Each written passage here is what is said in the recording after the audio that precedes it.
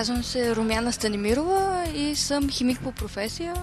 Завършила съм химия в Софийския университет, магистратура вече. Сега съм докторант и след една година надявам се, съм доктор по химия. На 29 години. Проблем с теглото, така като се замисля, е от едни 4-5 години. То ставаше постепенно. Аз в началото даже не го осъзнавах. Винаги си мислех, че нещата могат да се оправят. В смисъл, не е толкова зле. И най-странното беше, че всички ми казаха, важното е да си здрава. Нали си здрава? Пък килограмите не са важни, но в крайна сметка се оказа, че са важни за собственото самочувствие на човек. За курса разбрах от приятелка.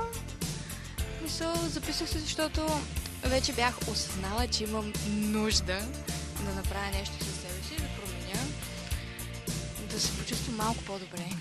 По време на курса свалих 10 кг,